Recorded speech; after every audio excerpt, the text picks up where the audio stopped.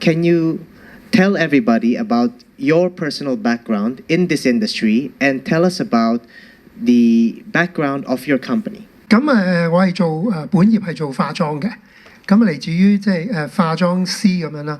咁以後落嚟有個 video 俾大家望一望，起碼知道咧化妝到底我哋做緊啲咩。因為一般人認知化妝咪就係幫女仔扮靚啊咁 only 咁啊，所以好少人知。咁我哋簡短睇一睇。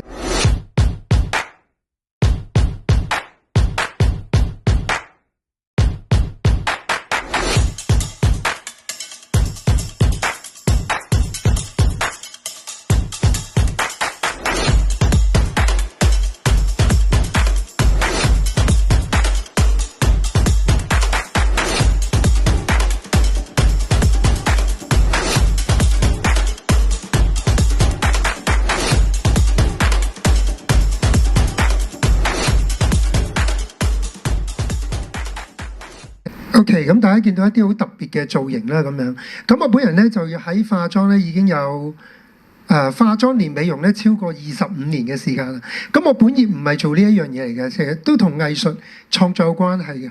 咁我係做珠寶嘅，我係正式一個skiller 一個雙寫嘅師傅。咁因為我爹哋啊屋企啊都係做一啲打金工場嘅工作啦。咁所以喺早期我喺香港咧就成就咗呢個事業，就學識關於珠寶嘅一啲技術，咁已經都有8年嘅時間。咁後期咧，中間咧我就轉咗去做 banking 嘅。咁 banking 我都有7年嘅時間。咁之後咧就轉咗去關於美容業呢個部分。化妝咧大概係2000年度接觸嘅。咁接觸咗之後咧，其實都好特別嘅一個過程啦，咁樣一個喺人生裏面冇諗過、規劃過要成就或者中意一個事業啊！即係我成日都講笑，我細個係冇偷我阿媽啲唇膏嚟用嘅，係亦都咧我哋嗰個年代咧洗面咧係用嘉順氏嘅番梘嘅 ，OK 係冇cleansing 冇洗面奶嘅呢件事嘅。咁去到後期我接觸咗化妝之後咧，發現成件事咧就即係去發展啦咁樣。咁譬如家燕姐咧，其實我同佢合作咗都有10幾年嘅時間啦。咁其中我而家亦都係香港美容業總會嘅副主席啦。咁亦都幫助協助美容業咧去發展嘅。咁另外自己有個 studio 嘅平台。咁呢個平台咧就係 B to B to C 嘅，係啦。咁就係呢間公司嘅背景啦。咁一陣間我可以再講多啲嘅。What are the challenges that you are facing in this industry in Hong Kong? 有個好大嘅挑戰性咧，就係咧冇工價嘅海鮮價。即係你今日做一個新娘咧，即係2500蚊有人做嘅喎，25000蚊咧又有人做嘅喎。咁有好多人就會諗啦，嗱，大家未入行未做過化妝師啊，你咪會諗咯，化得靚嗰個咪25000咯咁樣。但係實質係咪呢件事咧咁樣？我諗有阿 Vincy 做設計師嘅就會知道，好多時即係一般嘅普羅大眾佢未必會識得去分邊個化得靚，邊個化得唔靚。我哋所講嘅 professional 到底係點咧？咁呢個亦都係藉著咧，我喺即係頭嗰10幾年入行能夠接觸到，而去到一個嘅叫做 level 嘅時間咧，我發現原來呢件事咧唔係容易行嘅喎。咁我好簡單，我講一個例子，好似我有一個 partner， 佢半年前度咧接咗一個 job， 就係咧可能幾日前打電話嚟，你可唔可以幫我手啊？係啲朋友仔嘅屋企人嚟嘅。我咧嗰個化妝師咧甩咗底啊，咁咧個女結婚啊，想揾人咧做一個咧叫做嗰啲姊妹化妝。我啱啱諗起啊，姊妹化妝咁樣，你可唔可以幫我做啊？咁樣，可以啊，我哋都時間都許可嘅咁樣。你要化幾多人啊？成日問嘅，咁到嗰個人咧就問啦，咁你收我哋幾多錢啊？咁樣，咁我哋好簡單嘅啫 ，exactly 咁600至800蚊咁樣。咁我諗係一個非常合理嘅價錢啦。上去即到你屋企幫你化妝，朝頭早5、6點鐘喎。OK， 咁話哇邊使咁貴啊？化妝好簡單啫嘛，200蚊咪得咯咁，200蚊。咁跟住我話跟住即係我個 partner 同佢講啦，話其實我哋都仲要 cam 的士錢，因為好早啊成。佢話其實我自己化都得啦咁樣。咁即係我哋又唔會得罪個客嘅。咁但係即係你會知道，其實原來市場好多人咧都係咩咧，令到件事平啊。咁喺呢個過程裏面咧，我諗最大嘅挑戰咧就係俾到個價值觀嗰個學生。如果我唔係一個化妝師，我今日入嚟做一個化妝師，入咗呢行，我識咗化妝啦，識咗呢個技術，代唔代表我做到咧？當我做到，但我收唔到錢，我就會對自己好有懷疑。咁所以點解喺呢一行裏面咧，我知道有好多朋友仔佢哋講咧話我讀書讀得唔係咁好啦。咁咧我就會讀化妝呢一行，係咪？咁但係其實喺坊間而家化妝咧係非常之專業嘅。如果你係專業嘅話咧，你會接到好多唔同嘅 out job 嘅。咁但係點樣去將呢個價值觀去改變咧？其實好講個人。除咗你識個知識之外咧，就係究竟你知呢樣嘢點為之做得好咧？點為之 professional 咧？其中一樣嘢就係 communication。你點樣去溝通咧？你同客戶點樣去 deal 咧？你俾個 image 佢係點咧？你點樣去傾偈嘅咧？咁呢啲我覺得都有一個好大影響，咁所以就 start 咗我呢個 business 做一個咁嘅 studio。Okay, now Edmund, can you tell us about this professional makeup course that you are offering? Because I understand that this is something very unique, which is certified from a UK body, Yes. and you are the only one doing it in Hong Yeah. Kong.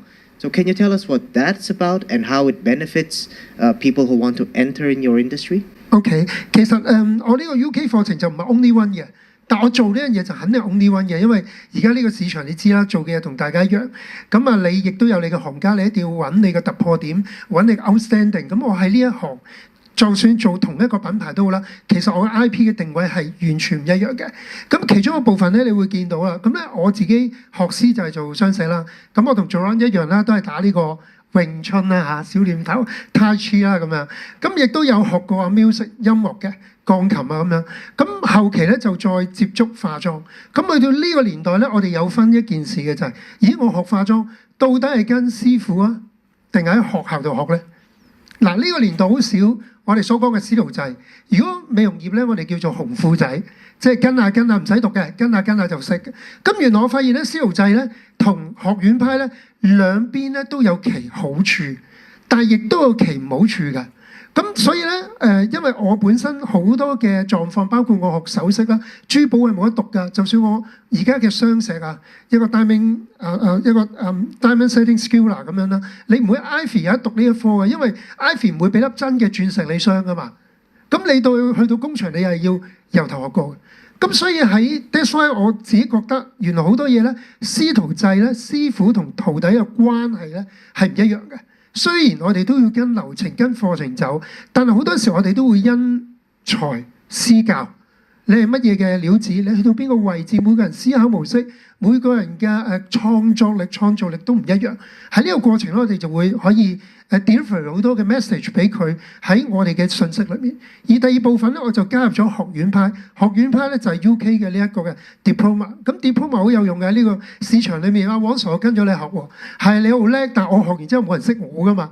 咁你乜嘢都冇得俾我，淨係俾張證書我唔得噶喎咁樣。咁我哋咧就會揾一個UK 嘅一個品牌去做一個認受。咁而呢一個嘅 diploma 咧唔係由我去考試嘅，就係英國 book 個考官嚟香港同我嘅學員真正去考試。而喺個課程內容裏面咧，我就用翻英國嘅呢一啲嘅元素啦。咁同等頭先我提過啦，好多嘅地方咧都會用即係呢個品牌嘅考試，都係呢啲材料。咁我哋就 design 個 lesson plan 內啦。咁但係 lesson plan 裡面，當我去教學嗰個 details 就會唔一樣啦。即係包括喺我嘅呢10幾20年嘅經驗啦，包括我可能喺跟一個荷里活嘅一個電影特技嘅化妝師。咁我學咗一啲嘅嘢，咁我將某一啲嘅 message 咧就擺咗落呢個 lesson plan 度。咁呢個咧就會令到我同其他人有分別。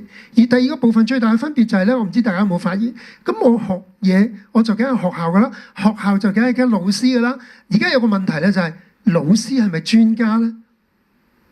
嗱，我哋作為一個化妝師咧，我唔希望你揾到個學生或者揾到個朋友入嚟化妝，揾到個化妝師嚟化妝，但係佢只係一個 student， 佢只係啱啱畢咗業，佢識同做到係兩回事嚟嘅，你唔敢請個識嘅。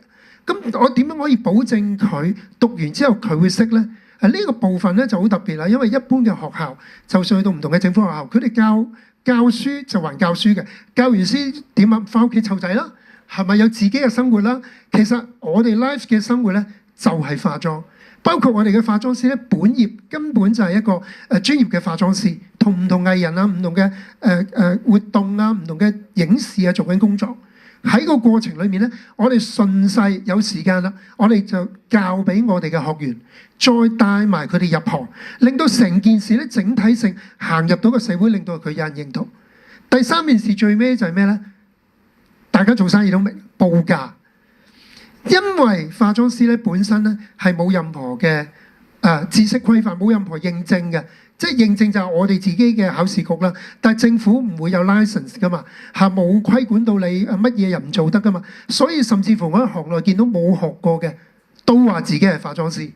咁得唔得咧？我覺得某程度上係得嘅，好似有啲專業嘅 designer 喺度啦，你唔會 challenge 佢唔識化妝嘅，係完全冇問題嘅。我覺得佢哋，但係喺呢啲嘅朋友仔 student 佢哋讀完之後，到底佢哋點樣令到個市場認受佢？佢點樣報到呢個價咧？呢個過程啊，其實係缺乏一件事，佢同社會嘅銜接，佢嘅人脈喺邊度咧？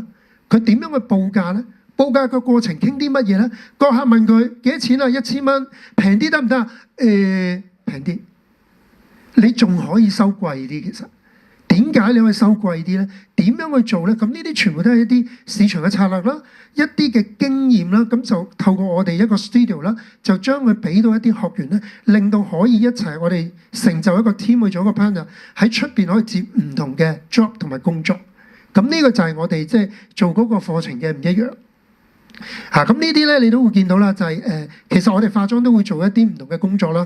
咁呢個 body painting 嚟嘅，就唔係印上去嘅，手繪畫嘅12個鐘。咁好似即係你話值唔值錢好難講啊！即係落妝係快過化妝嘅，落妝1個鐘嘅啫。咁啊，我哋會有好多呢啲，咁呢啲咧都係我哋學員嘅作品啦。咁亦都咧透過我哋嘅互動啦，我哋嘅課程內容咧，就帶到我哋學員咧去唔同嘅工作，包括最近期嘅第15屆全運會啦。咁啲朋友就問啦：咦，乜啲運動員都要化妝嘅咩？運動員唔使化嘅，係啲禮儀小姐要化嘅。OK， 咁啊會有即係呢啲狀況咁樣咯，係啦。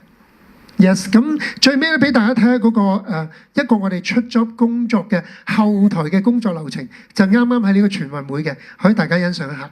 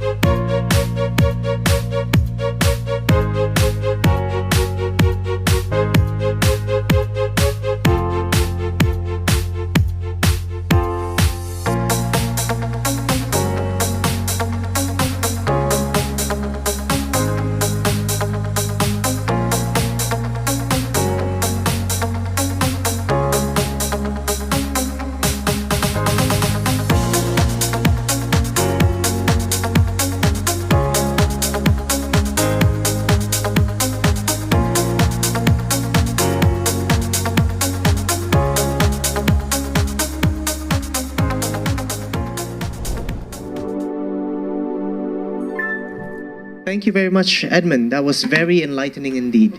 Thank you.